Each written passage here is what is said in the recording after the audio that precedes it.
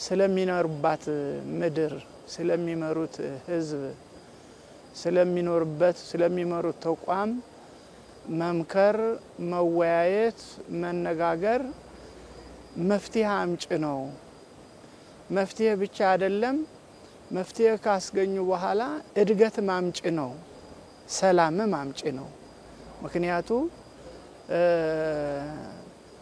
በውይይት ብዙ መፍትሄዎች ይገኛሉ በውይይት ብዙ መቀራረቦች ይፈጠራሉ በውይይት የተለያዩ ሰዎች አንድ ይሆናሉ በውይይት የማይግባቡ ሰዎች ይግባባሉ ሰዎች ከተግባቡ ደግሞ ሰላም ይመጣል ሰላም ካለ የህዝቦች አንድነት የህዝቦች መተባበር የህዝቦች መፈቃቀድ የህዝቦች አብሮ ተቻችሎ የመኖር እሴት እየጎላ እየሰፋ ይሄዳል ድህነት ይቀረፋል ጥላቻ መለያየት አንዱን ያንዱን በጥላቻ የማየት ነገሮች ሁሉ ይወገዳሉ ሰላም ይሆናል እንግዲህ በሰላም ውስጥ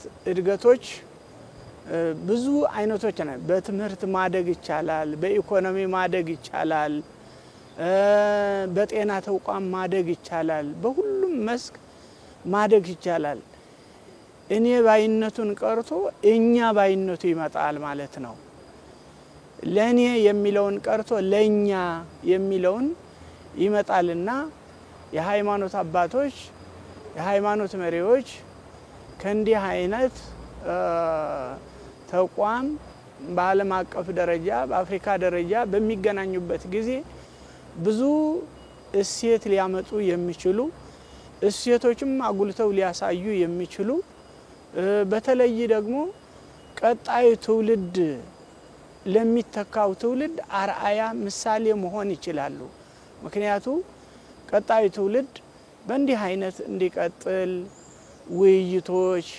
መግባባቶች መቻቻሎች አንዱ ለአንዱን የማሰብ አንዱን ማገዝ የአንዱን ደካማነት አንዱን ደካማ ለመሸከም ድካሙን ለማስወገድ ብርታት እንዲኖረው ለማድረግ በጣም ወሳኝ መድረኮች ናቸውና ይሄ በጣም ሊሰፋ ሊቀጥል የሚገባው ነው መወያየት መፍትሄ አለው መወያየት ህብረት ነው አንድነት ነው ኃይል ነው ኢኮኖሚም ነው ኢኮኖሚም ጭምር ነው ሰዎች ከተወያዩ ከተረዳዱ ከተግባቡ አንዱ የሌለው አንዱ እንዲኖረው አንዱ ያጣው አንዱ እንዲያገኝ የሚያስደርግ ስለሆነ በጣም ጥሩ ነው በጣም መልካም ነው የሚል ሐሳብ አለኝ ለሌላው ምሳሌ የመሆን አርአያ የመሆን ይችላሉና ሰላምና የእምነት አባቶች ደንበር ስለሌላቸው እንዲህ እየተገናኙ እንዴት በህብረት በአንድነት በስምምነት እንዴት መምራት እንዳለባቸው ከተመካከሩ ብዙ መፍትሄ ነው የሚያመጣው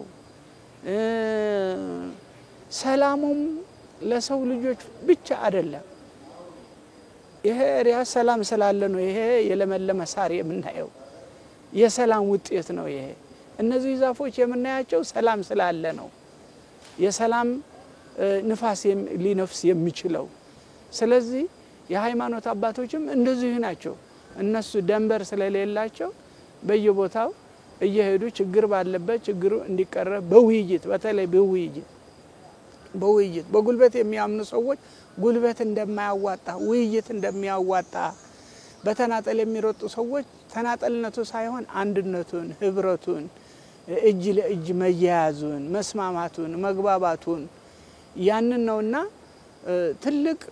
ትልቅ መፍትሄ ያመጣል ከወጣቶቹ ከሃይማኖት አባቶች ከሴቶች ከመሁራን ኢቭን ከገበሬው ጭምር ከንግዱ ማህበረሰብ ይሄ የተሳተፈበት ከሆነ ውጤታማ ይሆናል መስማማቱ መግባባቱ ሊኖር ይችላል እንደገና ደግሞ ይሄ ብቻ አይደለም ኢትዮጵያ ሀገራችን እንግዲህ የተባረከች ሀገር ናት ሁሉም ተስማምቶ ሁሉም ተግባብቶ ሁሉም ተቻችሎ የሚኖርባት ሀገር ስለሆነች ሁሉም ቢሳተፍበት ብሔር ብሔረሰቦች ቢሳተፉበት እንግዲህ ምናልባት ብሔር ብሔረሰቦች ስልሽ አሁን ዘመናዊያን ያመጡት እንዳይመስልሽ ይሄ ቋንቋ በቤተ ክርስቲያን ያለ ቋንቋ ነው ሐዋርያት ጌታን ሲመርጣቸው ከሁሉም ሰው ነው የመረጣቸው ከሁሉም ሰው ሲመርጣቸው ደግሞ ወደ ዓለም ሂዱ ነው ያላቸው ወደ ዓለም ነው ያላቸው ወደ ውስን ቀበሌ ወደ ውስን ክልል አይደለም የላካቸውና በአሳታፊነት ቢሰሩ ውጤታመቱ ይኖራል ሁሉ በየሄደበት ቀ ሰላም ሊያውጅ ይችላል የሚበጀን ይሄ ነው የሚጠቅመን ይሄ ነው ሰው ሲሰባሰብ ነው መፍትሄ ሊያመጣ የሚችለው ሰው ሲሰባሰብ ነው ከአንዱ የተሰወረው ለሌላው የተገለጸው ደግሞ ላልተገለጸው ሊገለጽለት የሚችለውና በእንዲህ አይነት መልክ ቢሄዱበት መልካም ይሆናል የሚል ሐሳብ አለ ሰላም በመሰረተ ሐሳቡ ለሰው ልጅ እንደ ውሃና እንደ ምግብ እንደ አየር የሚያስፈልግ መሆኑ ሳይታለም የተፈታ ነው ለዚህ ማሳያው በእምነት መጽሐፎች ውስጥ ከፍተኛ ሚና መኖሩ ነው አላህ ተባረከ ወተዓላ ምዕራፍ 2 ላይ በቁርአን ሱረቱል በቀራ ላይ እናንተ ያመናችሁ ሰዎች ወደ ሰላምና ወደ እምነት ስትገቡ ማቄን ጨርቄን ሳትሉ ጥቅልል ብላችሁ ግቡ የሰይጣንንም በእርምጃ እንዳትከተሉ እሱ የናንተ ግልጽ የሆነ ጥላት ነው ይላል እምነት በራሱ ሰላም ነው እምነት ያላቸው ሰዎች ከፈጣሪያቸው ጋራ የሚታረቁበትና የሚሾካሾኩበት አጋጣሚዎች ብዙ ናቸው እንደ እስልምና ብናየው ሰላት እንኳን ለመስገድ ሲፈለግ በ24 ሰዓት ውስጥ 5 ጊዜ አንድ አማኝ መስገድ አለበት እነዚህ ስግደቶች በሥርዓታቸው ውስጥ ስለ ሰላም ያወራሉ የሰላምን አባት ወይም ደግሞ ባለቤትንም ይዘክራሉ ያወሳሉ አላህ ተባረከ ወተዓላ ከስሞቹ መካከል ከሚጠራበት ስሞች መካከል አንዱ አሰላም ነው እና ሙስሊሞች ዱዓ ሲያደርጉ አማኞች ሲለምኑ ጌታቸውን اللهم انت السلام ይላሉ አንተ ሰላም ነህና ومنك السلام ሰላም ካንተ ይመጣል ሰላምን ለግሰን ሰላምን ቸረን ይያሉ ይማጸናሉ የሰላም ትልቅነትና መገለጫው ለጌታና ለፈጣሪ አንደኛው መጠሪያ መሆኑ ነው ሀገራችን ኢትዮጵያ በብዙ ሰዎች ዘንድ እንደ ተምሳሌትና እንደ አራያ ተቆጠራለች ለሰው ልጆች ለፍትሃዊነት አራያም ናት ተብሎ ከነብዩ መሐመድ ሰለላሁ ዐለይሂ ወሰለም ጀምሮ ትታወቃለች ነብዩ መሐመድ ሰለላሁ ዐለይሂ ወሰለም ሰላም ያለባት ሀገር ፍትህ ያለባት ሀገር ኢትዮጵያ ስለሆነች ላልተወሰነ ጊዜ እዛ ሄዳችሁ በሰላም ትኖራላችሁ ብለው የተናገሩበት አጋጣሚ የታሪክ ማህደሮችና መዛግብቶች ይሄን በግልጽ ያሳያሉ ሌሎች ሀገሮችም እኛ ባንድም በሌላ መንገድ ለትምህርትም ሆነ ለሥራ ውጭ ሀገር ስንሄድ በተለይ አፍሪካ ሀገሮች ስንሄድ ይሄ ታሪክ ዳራው እኛንም ያካትታል ለምንድነው እናንተ የምታጠቡት የኛም ታሪክ ነው ብለው ከኛ ጋር ይሞግታሉ እኛ ደግሞ ብቸኛ የታሪኩ ባለቤት ነን ብለን ስናስብ ተው ትክክል አይደለም ብለው ሲሞግቱን በኋላ ላይ ግን ኩራት ይሰማናል በዚህ ልክ አፍሪካዎች ለኛ ያላቸው ክብር ኢትዮጵያ በዚህ ልክ የሰላም ከፍታ ላይ ማማ ላይ መሆኗ የበለጠ ያኮራናል ነገር ግን ሰዎች ባንድም በሌላ መንገድ በማወቅም ይሁን በስሜት ተነሳስተው ሀገራችንም ላይ ይሁን ሌሎች ሀገሮች ላይ ሰላም ይደፈርሳል እንደሚባለው አደፍራሽ ካለ ማን ጥሩ ይጠጣል ይላል ያገሬ ሰው እውነት ነው ሰላም የሚደፈርሰው ደግሞ የሚገርመው ሚሊዮኖች ይያሉ ሰላም የሚፈልጉ ግን ሞቶዎች ያንን ሰላም ሊያደፈርሱት ይችላሉ ስለዚህ እቺ ሀገር ከዚህ በፊትም ሀያል ነበረች። በሁለንተናዊ ባህሪዋ በሰላምም ትታወቃለች፣ በፍትሃዊም ትታወቃለች፣ በብዝሃንነትም ትታወቃለች፣ በአብሮነትም ትታወቃለች። ሀገራችን ኢትዮጵያ እንዲሁ እዛም እዚህም እንደው ትንኮሳዎች ካልሆኑ በስተቀር ሰፊ የሆነ የእምነት ግጭቶች ብዙ አይታዩም። ይሄ ማለት እርስ በርሱ ተደጋግፈውና እንዲያውም አንዳንድ ቦታ ላይ እኮ የእምነት ቦታዎችና ቤተ እምነቶችን በጋራ የሚሰሩበት አጋጣሚ ሁሉ አይተናል፣ ሰምተናል። ወደፊትም በዚህ ልክ ቢቀጥሉ ጥሩ ነው ብለን እናምናለን። መቼም ሰው እምነትን ሲይዝ በሰላም ተዋዶና ተፈቃቅዶ ካልሆነ በስተቀር በግድ ይህን እምነት ያዝ የሚል ነገር ሊኖር አይችልም። እምነት በልብ ስለሆነ ማለት ነው። ከዚህ አንፃር የእምነት ቤቶች የእምነት አባቶች የሰላም ዘብ ናቸው ማለት ይቻላል። የሰላም እጦት ካለ የሰላም መዛባት አለ ብሎ ከታሰበ እኔ በኔ መልከታ ስተቱ ወይም ክፍተቱ የሚፈጠረው ከእምነት አባቶች ነው ብዬ አስባለሁ። የእምነት አባቶች ምእመናንና ትውልድን በእምነት መቅረጽና ማረቅ ሲሳናቸው ምናልባትም ሲሰንፉ እነዚህ ሪፍሌክቶች ወይም ደግሞ ነጸብራቆቹ እዛም እዚህም ይታያሉ። ሰላም ለሀገር እድገትና ለኢኮኖሚ ብቻ ሳይሆን ሰዎች እንደ ሰው ሆነው ኑረው እችን ዓለም ለቀው ለመሄድ ሰላም ያስፈልጋቸዋል። ኡደቱ የዚህ የተፈጥሮ ባህሪ ደግሞ አንድ ሰው ይወለዳል፣ ያድጋል፣ ይዳራል፣ ይኳላል፣ ትዳር ይመሰርታል፣ ልጆችን ይወልዳል። እንደዚህ ያለ ነው የሚሄደው። የነዚህ ኡደቶች ደግሞ የሰላም ጉዳይ ቅድሚያ የሚሰጠው ለመኖር መድን የሚሆነው ሰላም ነው። ሰላም በሌለበት ሀገረ መንግስቱም በተገቢው መንገድ ልማቱን አያለማም። ህዝቦችና ነዋሪዎቿም በትክክል ሀብትን በፍትሃዊ በሆነ መንገድ ተከፋፍለው የመኖር እድላቸው የመነመንና የቀጨጨ ነው የሚሆነው። ሁሉ ጊዜ ሰዎች ማመን ያለባቸው ቁርአን ላይ አላህ እንደዚህ ይላል ለነብዩ መሐመድ ሰለላሁ ዐለይሂ ወሰለም ወሻዊሩን ፊል አምር አንድ ነገር ስታስብ አጀንዳው ላይ አመካከራቸው፣ በጋራ የጋራ ውሳኔ ወስኑ። ፈኢዛ አዘምተ ፈተወከል ዐለላህ ግን ስትወስን ውሳኔው ከአላህ ጋር አያይዘውና ውጤታማ እንድትሆን አድርግ ይላል። ወሻዊሩን ፊል አምር ይሄ ደግሞ ትእዛዝ ነው። ማንኛውም ነገር ወአምሩሁም ሹራ በይነሁም የነሱ መገለጫቸው በምክክርና በመነጋገር መፍታታቸው ነው ጉዳዮቻቸውን የሚል ነገር አለ። ይሄ ምክክር ኮሚሽን ወይም ደግሞ ጉባኤው እውነት ለመናገር ይሄ እሳቤ ጥሩ እሳቤ ነው። ሰዎች ያላቸውን እሳቤና በወደፊት መሆን ያለበትን ነገር በዚህ ልክ ይሁን የሚል መድረክ ተከፍቶ ሰዎች ውስጣቸው ያሰበውን ሐሳብ በአደባባይ አውጥተው በመነጋገር መታረቅ ያለበትን ነገር አስታርቀውና ጎበጣ ካለም በዚህ ልክ ስብራትና ስንጥራትም ካለ በዚህ ልክ ማስተካከል የሚቻልበት መድረክ የተፈጠረ ስለሆነ የእምነት ቦታዎችና አባቶች ማድረግ ያለባቸው አንዳንዴ ሰዎች እንደሚባለው ነገር አለ አሳ ጎርጓሪ ዘንዶ ያወጣል ይባላል። እንዲሁ ዝም ብለን እየወረጎርን ከዚህ በፊት እኮ እንዲህ ተደርጎ ነበር፣ በዛኛው ቢህን ተደርጎ ነበር፣ በዛኛው ማህበረሰብ እንዲህ አይነት ተደርጎ ነበር ግልጽ ነው እንግዲህ ያልነበረ ማለት ነው። አሁን የለም። ስለዚህ እምነት ቦታዎች እና አባቶች የሚያስተምሩት ይሄ ምክክር ጉባኤው ውጤታማ እንዲሆን ይቅር ባይነት የሚለው እሴት የበለጠ ጎልቶና ፋፍቶ እንዲመጣ ማድረግ መቻል አለባቸው። ፈመን ዓፋ ወአስለሐ ፈአጅሩሁ ዐለላህ ይላል።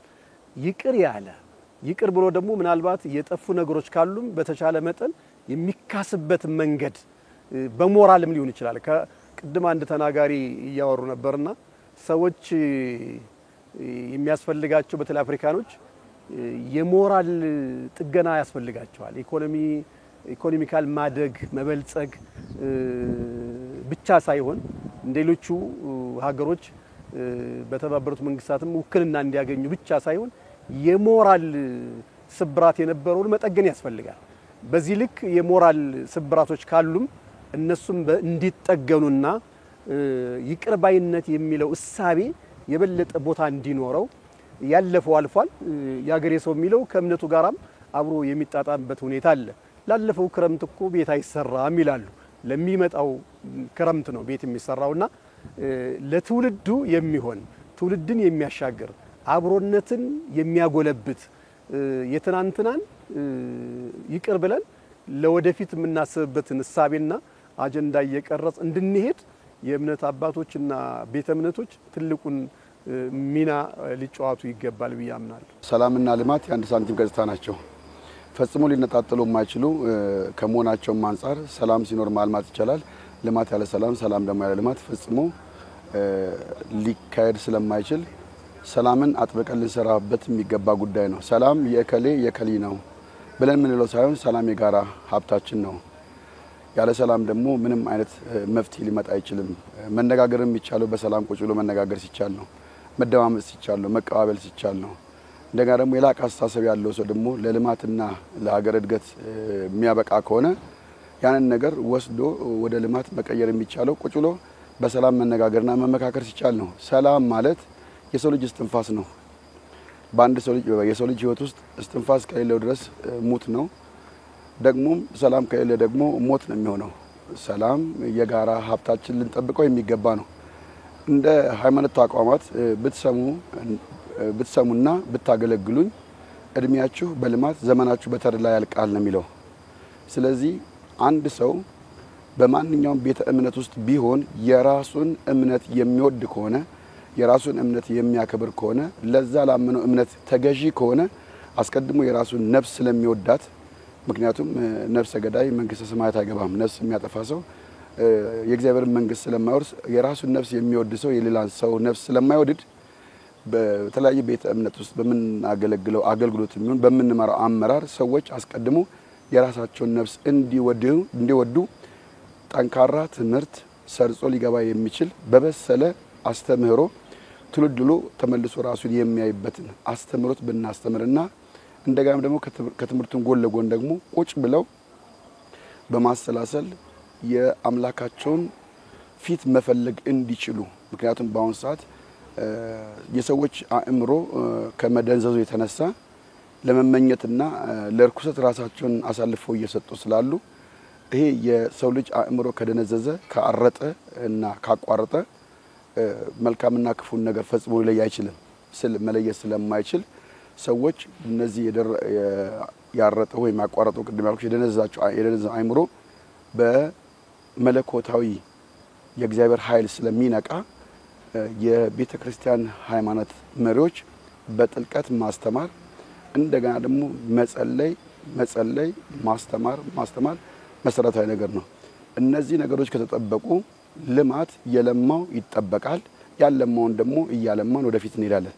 ስለዚህ ከቤተ እምነቶች ከአባቶች የሚጠበቀው አባትነት በፍጹም ማድመጥ፣ መቀባበል እና በመደዋወጥና በመቀባበል መካከል ያለው ግንኙነት ከተጠናከረ ሰዎች ለስተት የሚዳረጉበት ሁኔታዎች ይቀንሳሉ። አለማዳመጥ በደል ነው። ምክንያቱም ሰው በተፈጥሮ መሰማት ይፈልጋል። ከአመራር ክህሎቶች ውስጥ አንዱ ለልማት የሚሆን ለሃይማኖት ወሳኝ ምንድነው ይባል ማዳመጥ። አዳመጥን ማለት በማዳመጥ ውስጥ ሰዎች እረፍት ስለሚያገኙ ካዳመጥናቸው ነገሮች ደግሞ ነቅሰን በማውጣት ትክክለኛውን የወቅቱን ምላሽ በመስጠት ሰላምን በማስጠበቅ ልማትን ማስቀጠል ይቻላል። ስለዚህ እኔ አስምሬ የምናገረው ምንድነው የሃይማኖቶች የውስጥ ጤንነት የሀገር ሰላምና እድገት ልማት ነው የሚሆነው። እውነት ጠፋ ማለት ሰውን አያዳምጥም፣ ለሰላምም እጁን አይሰጥም። እውነት ግን እውነት ስለሆነ እውነት አርነት ስለሚያወጣ ስናገለግል በእውነት ስናስታርቅ በእውነት ስንመክር በእውነት በእንደዚህ አይነት ነገር ላይ ብናዘወትር ሰላም ይጠበቃል፣ የሀገራችንም ልማት ይቀጥላል ብዬ አምናለሁ። ሰዎች ቁጭ ብለው ሲመካከሩ በመጀመሪያ የሚያዳምጠው ሰማይና ምድር ሞላውን የፈጠረ እግዚአብሔር ነው። በምክር ውስጥ መልካም ሴቶች አሉ። እነዚህ በምክክር ኮሚሽኑ አቅጣጫ ላይ በጠየቅሽኝ ጥያቄ አንጻር የምንሰበስባቸው የምክክር ሀሳቦችን በማሰላሰል ለሀገር ሰላምና ዘላቂ እድገት ለልማት የሚሆኑ እሴቶች ላይ በማትኮር እነዛን ነገሮች በበቂ ግንዛቤ ህዝቡንም በማስተማር እንደገናም ደግሞ የምክክሩ ዋናውን ሐሳብ ወደ ፍጻሜ ከማድረስ አንፃር ሁላችንም የበኩላችን አስተዋጽኦ ብናደርግ።